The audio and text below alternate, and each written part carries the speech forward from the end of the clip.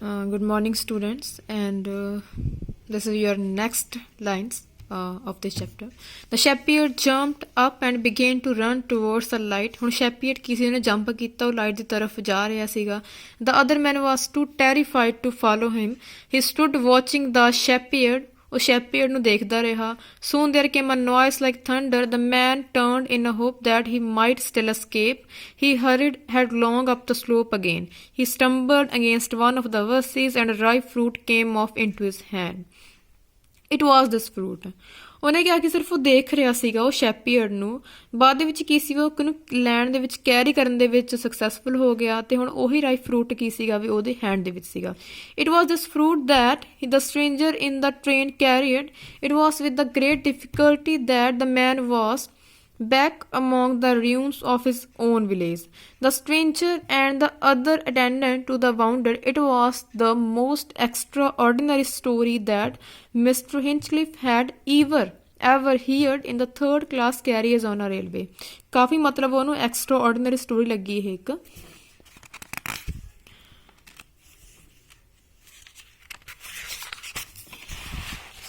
According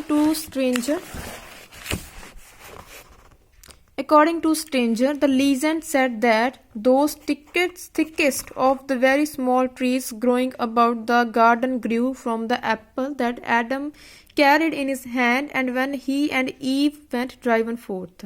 Mr. Hinchcliffe thought that these things were fables. ਹੁਣ ਕੀ ਸੀ ਸੋਚ ਰਿਹਾ ਸੀ ਵੀ ਸਾਰੀਆਂ ਇਹ ਕਹਾਣੀਆਂ ਕੀ ਨੇ ਫੇਬਲਸ ਨੇਗੀਆਂ. He was going to put a question but the stranger answered the unfinished question with the fruit in his open hand. ਉਹਦਾ ਕੀ ਇਹਦੀ ਮਤਲਬ ਉਹ ਕੁਛ ਕੁਐਸਚਨ ਪੁੱਟ ਕਰਦਾ ਸੀ ਬਟ ਜਿਹੜਾ ਸਟ੍ਰੇਂਜਰ ਕੀ ਸੀਗਾ ਵੀ ਉਹ ਆਪਣੇ ਆਪ ਹੀ ਅਨਫਿਨਿਸ਼ਡ ਕੁਐਸਚਨ ਉਹਦੇ ਅੱਗੇ ਪੁੱਟ ਕਰ ਰਿਹਾ ਸੀਗਾ ਉਹਨੂੰ ਸੁਣਾ ਰਿਹਾ ਸੀਗਾ. Mister Hinchcliffe thought that he was not sure that it was the fruit of the tree of knowledge. The stranger asked him to look at it. Mister Hinchcliffe saw that it was certainly a stranger looking globe not really an Apple.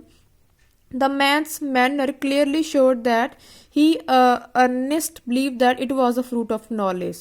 ਮੈਨ ਦਾ ਕੀ idea ਸੀ ਵੀ ਸਿਰਫ ਉਹ ਇੱਕ ਗੱਲ ਕਹਿ ਰਿਹਾ ਸੀ ਵੀ ਜਿਹੜਾ ਇਹ ਫਰੂਟ ਹੈਗਾ ਵੀ ਉਹ ਇੱਕ ਨੌਲੇਜ ਦਾ ਫਰੂਟ ਹੈ.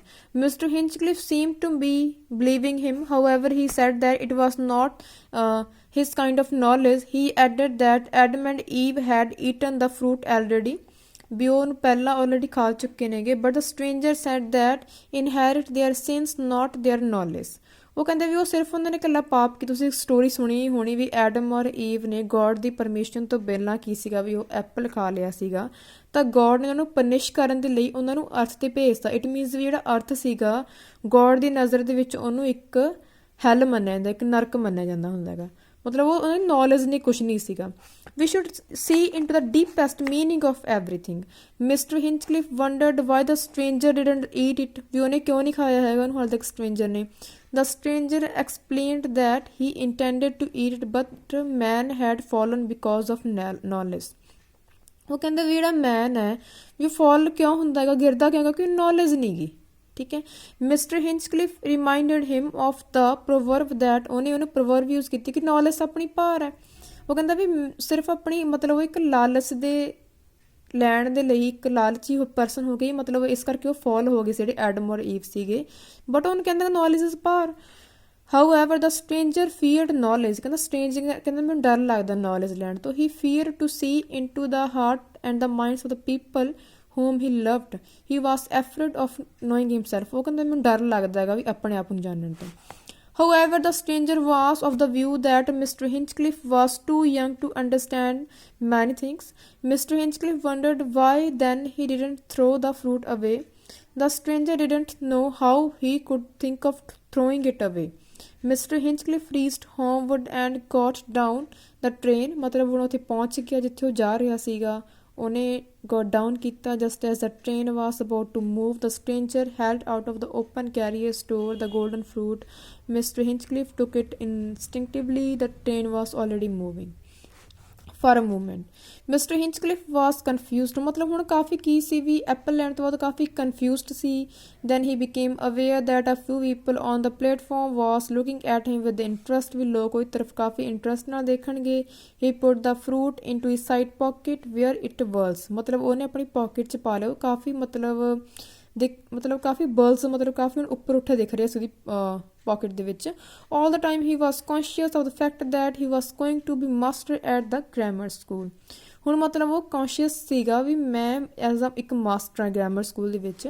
On his way to the school he took out the apple out of his pocket and try it in his hat. ਮਤਲਬ ਉਹਨੇ ਰਸਤੇ 'ਚ ਇੱਕ ਕੋਸ਼ਿਸ਼ ਕੀਤੀ ਵੀ ਉਹ ਐਪਲ ਨੂੰ ਆਪਣੀ ਪੋਕਿਟ 'ਚ ਬਾਹਰ ਕੱਢੇ, ਆਪਣੀ ਹੈਟ ਦੇ ਵਿੱਚ ਪੁੱਟ ਕਰ ਲਏ। The apple was too large for the hat. Mister Hinchcliffe took it out again. He thought of eating the fruit but would seem very silly to go into the town sucking a juice fruit. ਉਹਨੂੰ ਪਹਿਲਾਂ planning ਕੀਤੀ ਵੀ ਉਹਨੂੰ ਖਾ ਲਵੇ, but ਉਹਨੂੰ ਲੱਗਿਆ ਵੀ ਉਹ ਐਵੇਂ ਇੱਕ ਸਕ ਕਰਦਾ ਹੋਇਆ ਨਹੀਂ ਜਾ ਸਕਦਾ because he is a master in that school. If a boy happened to see it might do him a serious injury to his discipline। ਮਤਲਬ ਕਾਫੀ ਉਹ ਕਹਿੰਦਾ ਵੀ ਮੈਂ indisciplined person show ਹੋਊਂਗਾ। At the same time he feared that the juice might make his face tickly or it might spoil his clothes। Then Mr. Hinchcliffe happened to see two pleasant girls' figures। ਫਿਰ ਮਤਲਬ ਉਹਨੇ ਦੋ girls ਦੇਖੀਆਂ। He was sure that they would laugh at him ਵੀ ਹੱਸਣਗੀਆਂ ਉਹ। So he threw away the fruit with full force। ਮਤਲਬ ਇਸ ਤਰੀਕੇ ਨਾਲ ਕਾਫੀ ਫੁੱਲ ਫੋਰਸ ਨਾਲ ਉਹਨੂੰ ਕਿਸੇ ਫਰੂਟ ਨੂੰ ਸੁੱਟਤਾ ਸੀਗਾ। Mr. Hinchcliffe in the darkness of the night had a dream। ਮਤਲਬ ਇਹ ਸਿਰਫ ਉਹਦਾ ਇੱਕ ਡ੍ਰੀਮ ਸੀਗਾ।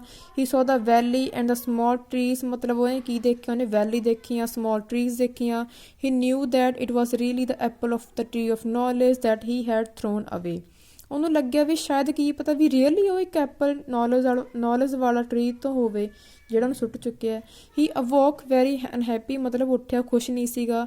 He regret returned and troubled him from time to time. At last one moonlight night he went to the station lane and climbed into the orchard where he had thrown the fruit but nothing was found। ਹੁਣ ਕੀ ਸੀ, ਉਹ station lane ਤੇ ਗਿਆ, ਔਰਚਰਡ ਦੇ ਉੱਪਰ ਚੜ੍ਹਿਆ, ਉਹਨੇ fruit ਨੂੰ ਦੇਖਿਆ ਬਟ ਉੱਥੇ ਕੁਛ ਨਹੀਂ ਸੀਗਾ। ਨੈਕਸਟ ਕੀ ਹੈ ਬੱਚੇ, ਤੁਸੀਂ ਸਿਰਫ ਕਲਾਸ ਵਾਲਾ ਕੁਐਸਚਨ ਲਰਨ ਕਰੋਗੇ। what did the Hinchcliffe do with the apple and why did he regret later। Language Ki coffee easy ਹੈ ਐਂਡ ਤੁਸੀਂ ਇਹਨੂੰ ਰੀਡ ਕਰ ਸਕਦੇ ਹੋ ਔਰ ਲਰਨ ਕਰ ਸਕਦੇ ਹੋ। Thanks, have a nice day.